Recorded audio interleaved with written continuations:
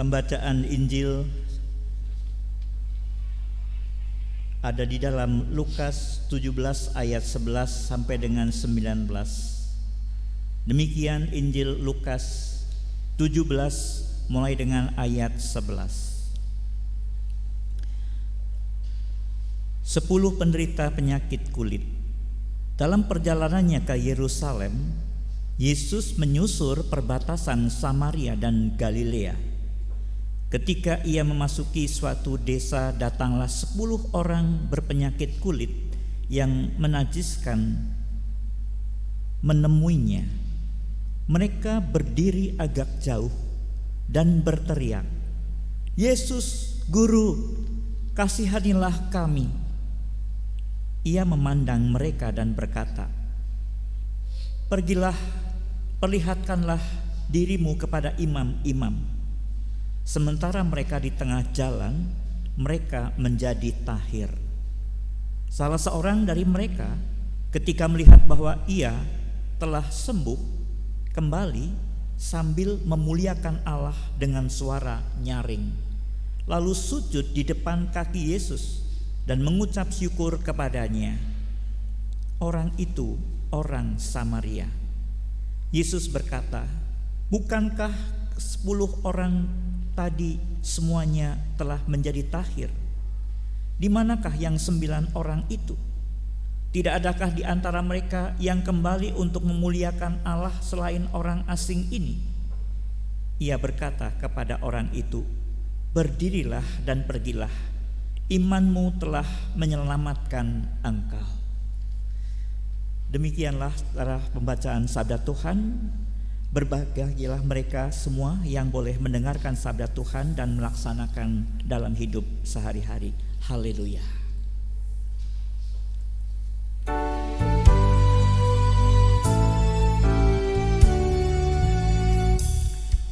Haleluya, haleluya, haleluya.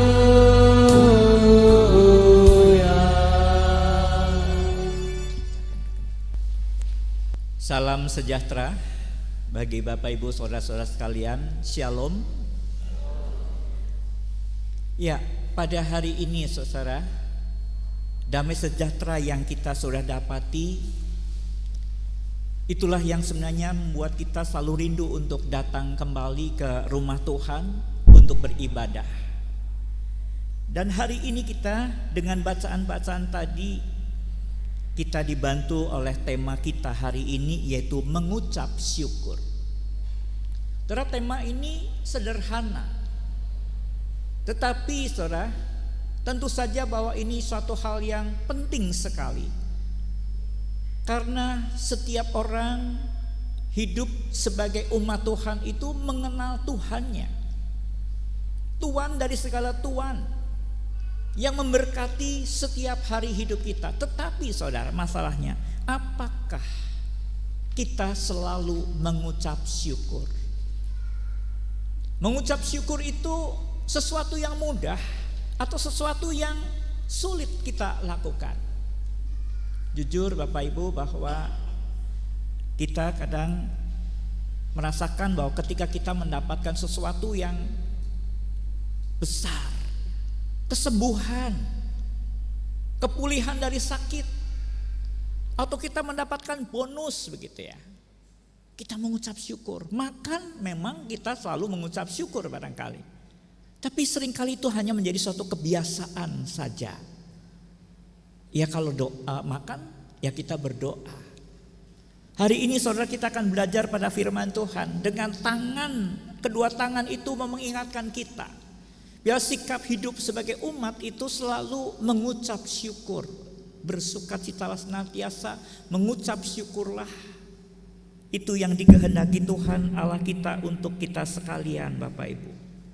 Nah, dengan dan melalui firman Tuhan atau bacaan-bacaan kita, maka perlu untuk kita awali dengan slide berikut ini, mengingatkan tentang hambatan untuk bersyukur.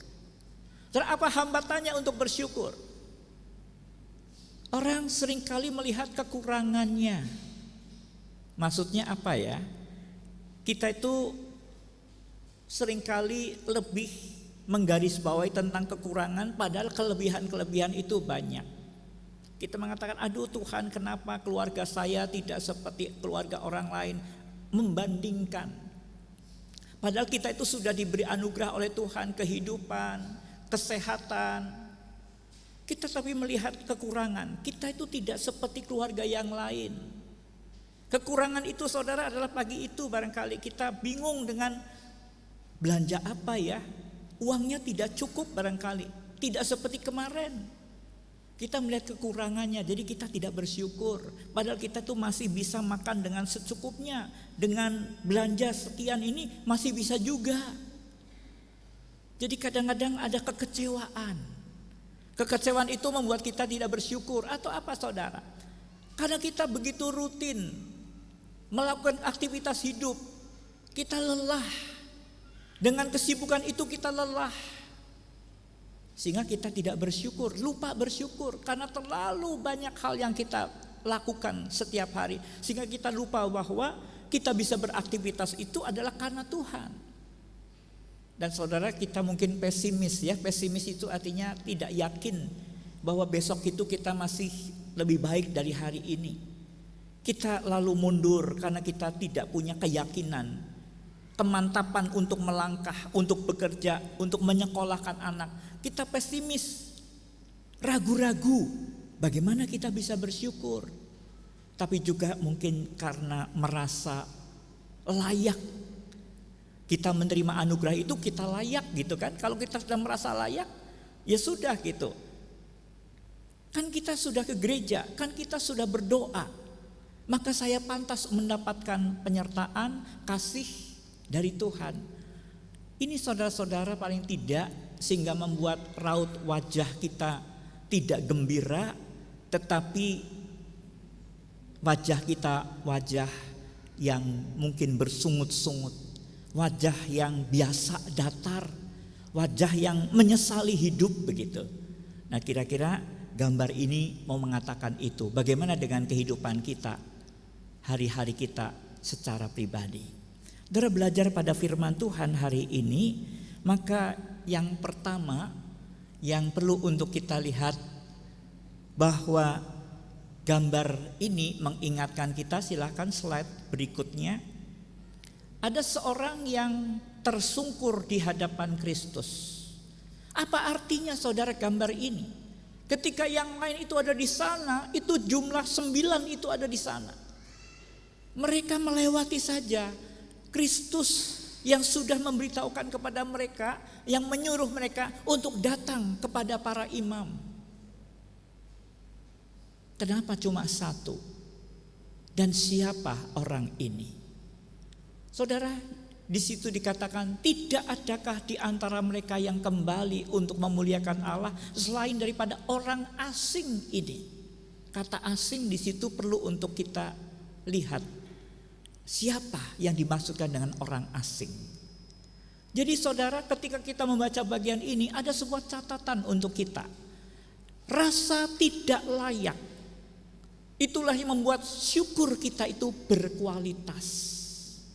Ketika saudara tadi melihat diri kita saudara, peristiwa-peristiwa hidup kita itu mengingatkan kita bahwa kita sebenarnya tidak pantas menerima anugerah ini. Itu yang membuat saudara rasa bersyukur saudara itu dengan sepenuh hati. Tetapi kalau orang-orang kita lihat siapa 9 dan siapa yang 1, maka kita tahu saudara-saudara maksudnya adalah ini kritik untuk setiap orang siapa saja. Sebagai orang Yahudi mau mengatakan, mereka itu mau mengatakan kami ini memang keturunan Abraham.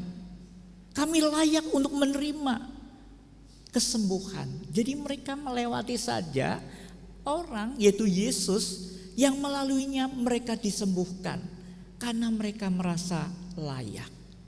Saudara, mari kita bersama-sama dalam rangka ini juga, maka apakah kita memang layak menerima anugerah Tuhan? Anugerah itu saudara adalah keselamatan. Anugerah itu adalah segala cinta Tuhan yang diberikan kepada kita hari lepas hari, yang tentu lebih daripada semua orang yang lain. Karena apa? Kita bukan hanya dipelihara hari-hari kita, tetapi juga kehidupan kita sudah berpindah dari dalam maut ke dalam hidup.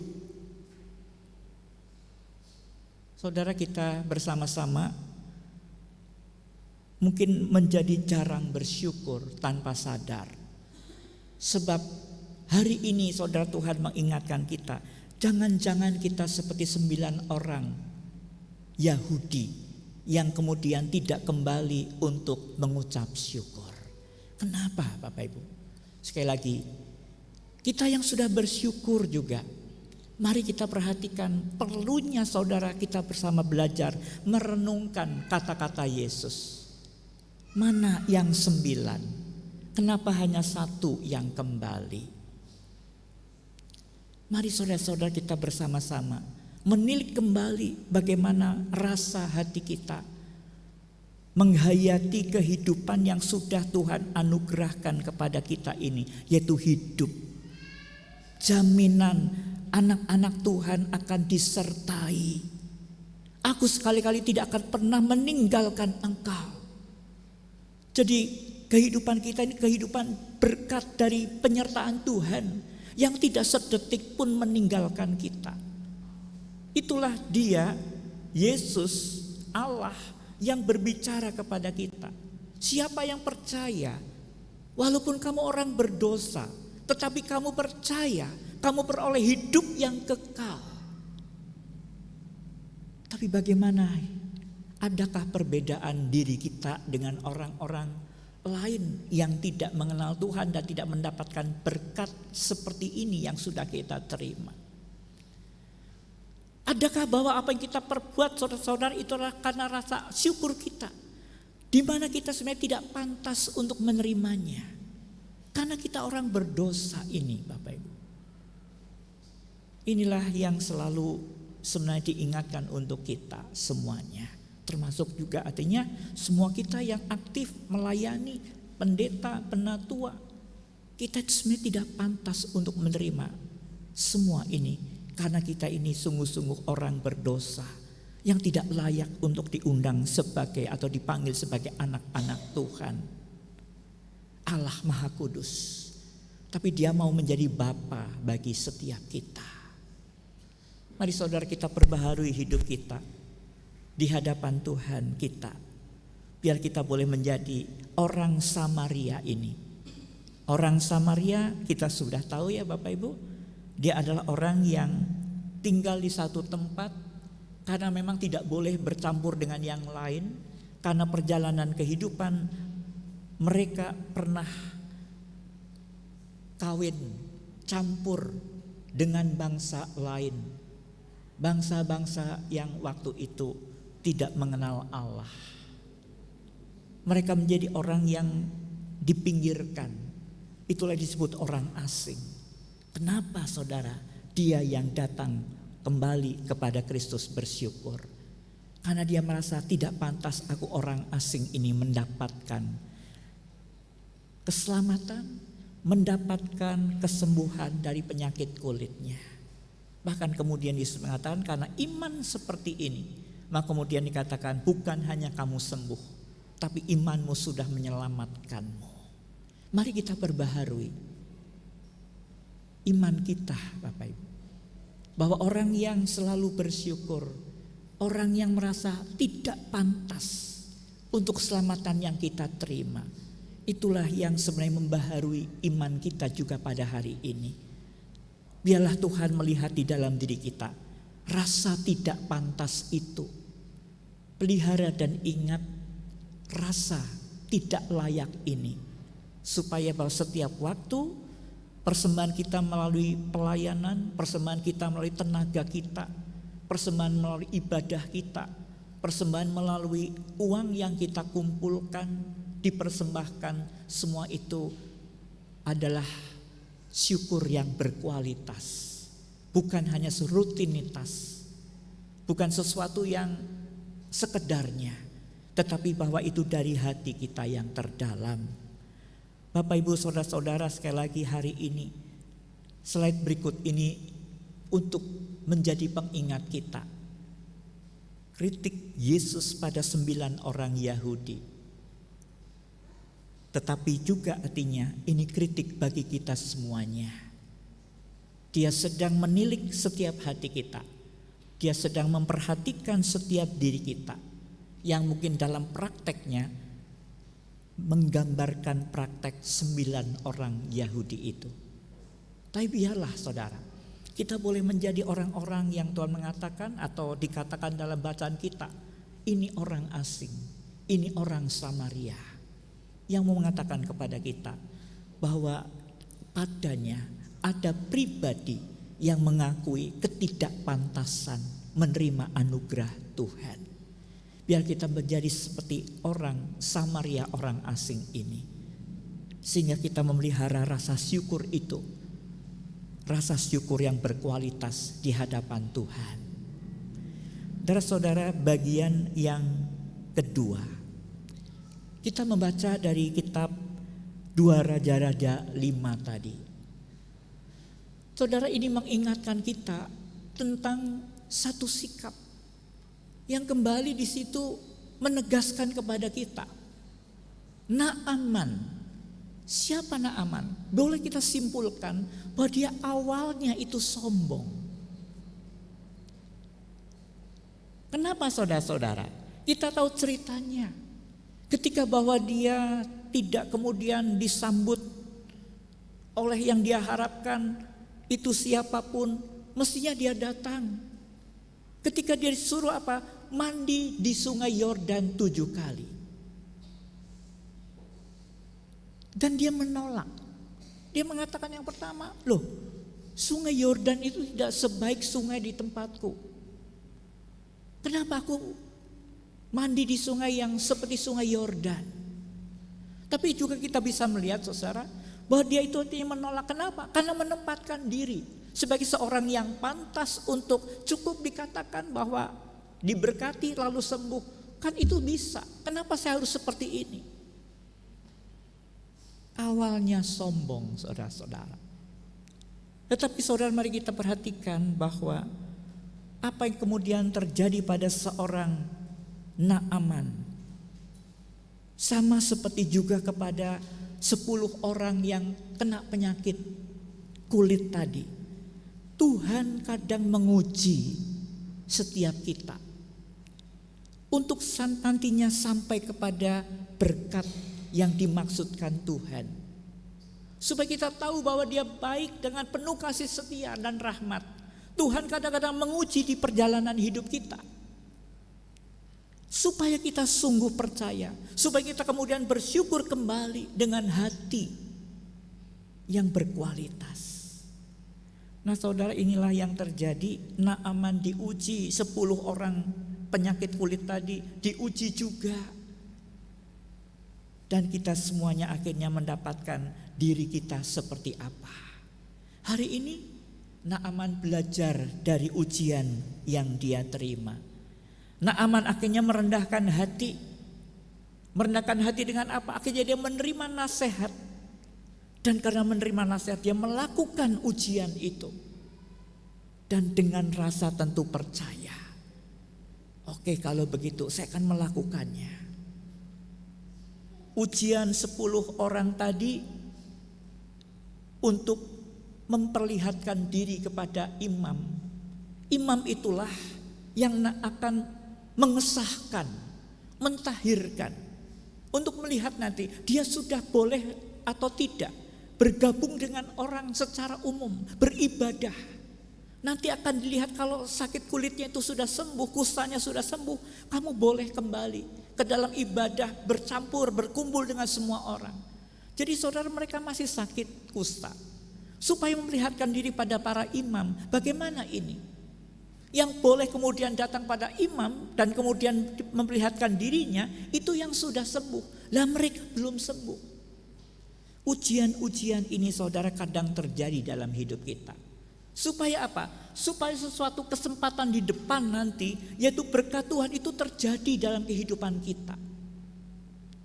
Saudara mau menolakkah ketika ada hal-hal yang diberikan kepada kita, yaitu jalan kebenaran, udah ampuni saja misalnya gitu ya. Belajar untuk rendah hati, mengampuni, meminta maaf. Cobalah lakukan, memang sulit, memang berat. Memang kebenaran itu seringkali harus berjalan berputar-putar, tidak sampai-sampai. Ngurus hal-hal yang tidak mudah Bapak Ibu. Itu kadang kan orang kan digoda dengan udah bayar aja, selesai nanti, cepat nanti beres. Tapi saudara, dengan hal yang tidak mudah, itu kebenaran kan begitu. Kamu harus jalankannya sesuai aturan. Lama, selesainya lama. Saya ngurus paspor bolak-balik. Waktu itu mengurus dari Magelang ke Wonosobo. Waktu itu saya di Magelang. Itu sampai 3 kali. Jauhnya 50-an kilometer. Kenapa saya tidak mau membayar ini dan itu? Karena itu bukan jalan yang benar. Saudara, tidak mudah ya Bapak Ibu. Waktu saya juga bingung di perempatan Palimanan itu ya. Yang ini kan ke Jakarta lurus Bandung. Nggak ada tandanya waktu itu. Saya setir mobil dari arah Jawa Tengah. Lalu ketika di pertigaan baru kemudian ada tulisan di bawah itu. Di sana Jakarta. Saya begitu perhatiannya ke tulisan, lampunya dari kuning ke hijau ke merah begitu, dan akhirnya sudah merah gitu. Situ supaya bayar, saya menolak dan saya harus repot-repot untuk dalam tanda petik sidang di Cirebon itu setelah pulang dari Jakarta. Lama dari pagi sampai hampir sore baru kemudian kita selesai dan kita baru bisa pulang ke Magelang waktu itu. Hal-hal yang seringkali menguji kita Bapak Ibu. Tapi inilah yang terjadi dan bercermin pada Naaman yang tadinya tinggi hati dan sombong. Akhirnya dia merendahkan hati, dia mau menerima nasihat dan akhirnya dia mendapatkan berkat Tuhan. Dan ketika dia menerima berkat itu, maka kemudian juga dia memberikan persembahannya melalui Elisa.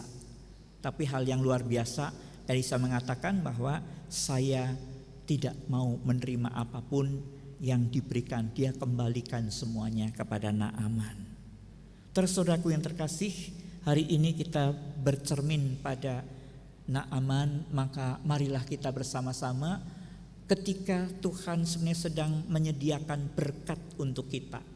Untuk kita nanti bisa sampai melihat berkat seperti apa. Untuk kita bersyukur, mengucap syukur kepada Tuhan. Itu selalu ada jalan-jalan ujian dalam hidup ini. Tetapi kita belajar bahwa marilah kita rendah hati untuk setiap ujian yang Tuhan adakan bagi hidup kita. Bahwa kita nanti akan mengucap syukur kepada Tuhan di balik semua ujian hidup kita. Ketika saudara dan saya melakukannya dengan setia, maka kita sama seperti Naaman, sama juga seperti orang-orang yang kena sakit kulit tadi, mendapatkan berkat Tuhan. Yaitu dengan apa? Penuh percaya. Sulit, tidak mungkin barangkali. Jalani Bapak Ibu. Maka kita akan mendapatkan nanti berkat apa yang kita terima. Berkatnya macam-macam. Kita pengen sembuh, belum tentu kesembuhan. Tapi kita belajar tentang kasih setia Tuhan, perhatian Tuhan melalui orang-orang, kebaikannya untuk kita. Melalui barangkali harapan yang tidak menjadi kenyataan. Ada banyak berkat yang lain Bapak Ibu, di mana kita justru merasakan relasi yang semakin dekat dengan orang-orang sekeliling kita. Merasakan bahwa ternyata anak saya juga belajar memperhatikan, peduli, mengasihi. Ternyata ada tetangga kita juga barangkali yang juga turut memperhatikan keadaan kita yang lemah. Dengan kelemahan, kata Paulus, sakit penyakitnya tidak sembuh itu, maka dia mengatakan aku semakin kuat untuk bersandar kepada Tuhan. Maksudnya apa? Dalam kelemahan, bahwa di sana dia merasakan kasih setia Tuhan yang besar itu semakin dirasakan dalam hidupnya. Terus saudaraku yang terkasih, bagian yang ketiga, bagian yang terakhir. Mari kita lihat bagian ini. Hari ini Tuhan mengundang kita untuk apa? Berperan. Ketika kita belajar dari peristiwa 10 orang sakit kulit tadi, ketika kita bersama belajar saudara-saudara dari peristiwa Naaman, maka apa yang terjadi? Ada satu yang menarik di sini, Bapak Ibu, bahwa ada gadis tawanan.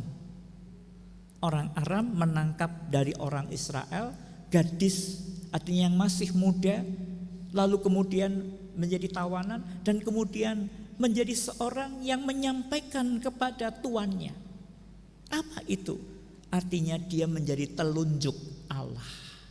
Dia punya peran, saudara. Untuk apa? Menjadi petunjuk bagi setiap orang. Untuk mengatakan apa? Di tempatku ada nabi Tuhan. Bahwa di dalam kehidupan kami ada Allah. Nabi itu penyambung lidah Tuhan. Dan inilah saudara-saudara, mari di dalam rangka hidup supaya rasa syukur menjadi semakin dinikmati banyak orang.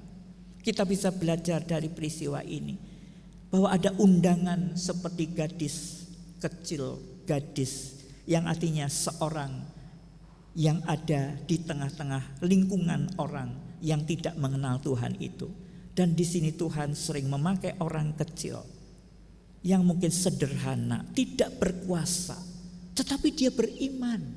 Dia mengenal Tuhan. Untuk apa? Mengingatkan orang besar, mengingatkan orang-orang di sekelilingnya bahwa ada Allah yang aku kenal, Allah yang penuh kasih setia. Saudaraku, mari kita pergunakan kesempatan hidup kita. Untuk apa? Belajar mengucap syukur dengan salah satunya cara. Berkat itu bukan hanya untuk kita nikmati secara pribadi. Berkat ini sebenarnya untuk semua orang. Biarlah semua orang itu merasakan cinta Tuhan melalui pengenalan kita kepada Tuhan, melalui iman kita yang sudah hidup selama ini, bahwa kita beriman kepada Dia Allah Bapa, Anak dan Roh Kudus. Sampaikan kepada setiap orang supaya orang boleh mengenal dan akhirnya mereka mengucap syukur seperti Naaman yang tadinya dia tidak tahu di Israel ada Allah yang seperti itu. Dan dia akhirnya memberikan persembahan kepada Allah melalui Elisa. Dan dia mengakui bahwa tidak ada di tempat lain Allah seperti Allahnya orang Israel. Saudara, mulai dari mana? Ketika kita bercermin pada gadis yang kecil sederhana ini, saudara-saudara, maka ada sebuah undangan. Silakan slide berikut. Ini saya mengingat tentang lagu dari sebuah kidung ya. Itu mengingatkan kita, mari mulai dari diri kita ya. Ku mulai dari diri sendiri. Ku mulai dari diri sendiri untuk melakukan yang terbaik. Kita nyanyikan ya. Aku mulai dari diriku, melakukan sikap yang benar. Biarpun kecil dan sederhana, Tuhan dapat membuat jadi besar. Ya, ini sepenggalan dari bait-bait dari kidung kebersamaan ya, yang jemaat sudah tahu. Kami mungkin juga baru menyanyikannya satu kali ya di GKI Pastor ya. Tapi ini suatu hal yang oke, kita mulai saja. Untuk apa? Untuk melakukan sesuatu, peran kita, supaya bahwa rasa syukur itu semakin ditularkan kepada setiap orang. Biarpun dari hal kecil sederhana, biar itu menjadi besar. Artinya menjadi karya Tuhan yang boleh terjadi karena saudara dan saya hidup mengucap syukur kepada Tuhan. Dan mari di dalam 2 Timotius yang kita baca tadi, saudara, ini bagian akhir, slide yang terakhir. Kita lihat ini dasar bersyukur kita. Jemaat itu diingatkan melalui Timotius 2 kali, ingatlah. Tetapi juga yang kedua, ingatkanlah jemaat. Apa saudara? Sekalipun barangkali hidup kita tidak enak, tidak sedang baik-baik saja. Hidup kita ini barangkali saat ini tidak sedang beruntung.